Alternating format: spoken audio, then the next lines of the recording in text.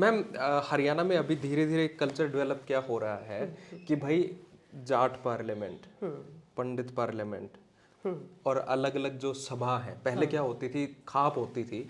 होती थी एलिट और डोमिनेटेड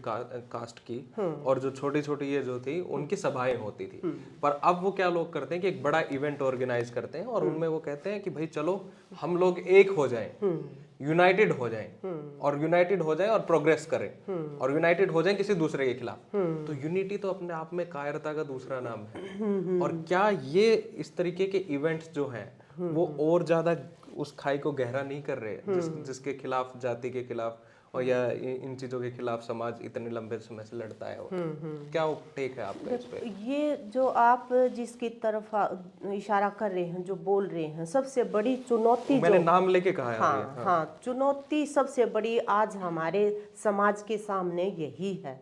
कि जो डिवाइड एंड रूल की जो पॉलिसी है, जो अंग्रेजों ने हमारे ऊपर जो प्रयोग करी थी, आज सत्ता में जो ताकतें हैं असल में वो वही ताकतें हैं जो डिवाइड एंड रूल की पॉलिसी को जो परस्यू करना चाहते हैं। वो जातियों से आगे, मतलब आगे आगे जो है पहचान की राजनीति इसको बोलते हैं, पॉलिटिक्स ऑफ आइडेंटिटी,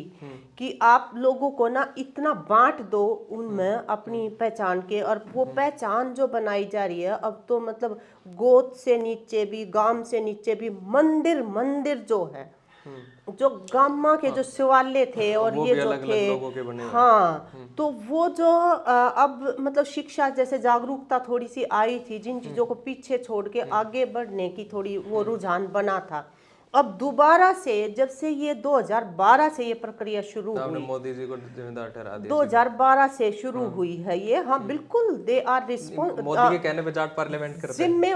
जिम्मेवार नहीं है वो जिम्मेवार नहीं है, वो उसका नेतृत्व कर रहे हैं इस चीज का, डिवाइड एंड रूल का। वो सब को मतलब वो मंदिरों की जो वो है ना संरचनाएं, उनके इर्द गिर्द ऑर्गेनाइज करके, थारा देवता यो था तम वो हो, थारा देवता यो था तम वो हो, मतलब तो, और फिर उनको आगे ये ऐसे करके एक दूसरे के खिलाफ लड़वाते रहो। अभी जैसे चुनाव में आपने यहाँ पे नहीं देखा कि मतलब जो दलित थे उन्होंने कांग्रेस को वोट किया पार्लियामेंट में, तो इन्होंने क्या किया, मतलब सुप्रीम कोर्ट के माध्यम से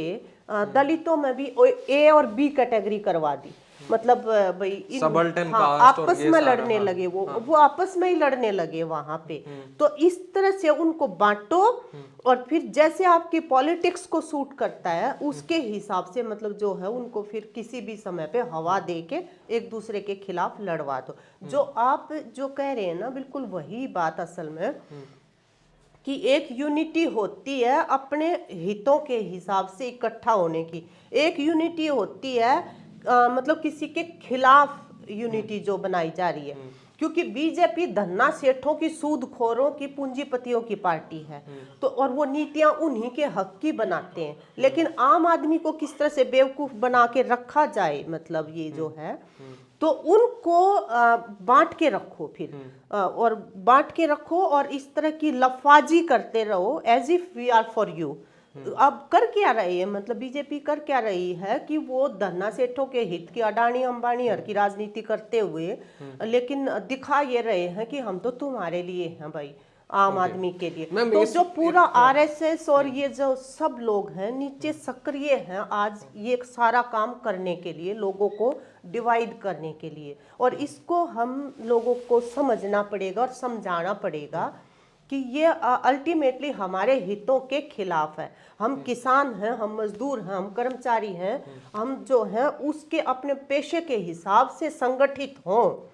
वो मतलब लोकतंत्र के अंदर नागरिकों के लिए वो राजनीति सूट करती है उनको। ये जो राजनीति है ये पीछे ले जाने वाली है। मैम इसमें आपने दो आंसर दिए हैं। एक तो आपने कहा कि भाई मोबिलाइज करो जो कास्ट है, जो पिछड़ी जातियां हैं, पहले उनको डिवाइड कर दो, फिर उनको डिवाइड करके आप उनको इकट्ठा करो बड़ी कास्ट के खिलाफ, और उनको डिवाइड करके उनको उनसे हरवा दो। एक चीज तो ये। दूसरा चीज मैंने आपसे पूछा, जो खुद इनिशिएट लेके, जो जैसे मैंने नाम लेके कहा था कि जाट पार्लियामेंट, पंडित पार्लियामेंट, दलित पार्लियामेंट, ये सारी सभाएं जो हो रही हैं, ये तो लोग, ये पॉलिटिकल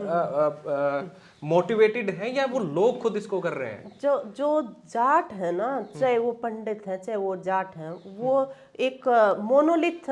ग्रुप नहीं है। वो सारे एक बराबर को ना, उनमें भी बहुत सारे तो मतलब पूरे धनी और अमीर हैं जिनको सूट करती है बीजेपी की राजनीति और बीजेपी जो है, और दूसरी तरफ उन्हीं के बीच में ऐसे लोग हैं कि जो खटते हैं सारा दिन और उनके बच्चों के लिए शिक्षा नहीं है, उनके लिए कोई सामाजिक सुरक्षा नहीं है, बर्बाद हो रही है उनकी जो नस्ल, जो पीढ़ियां जो हैं। उनके अंदर भी दो तीन तरह के लोग हैं।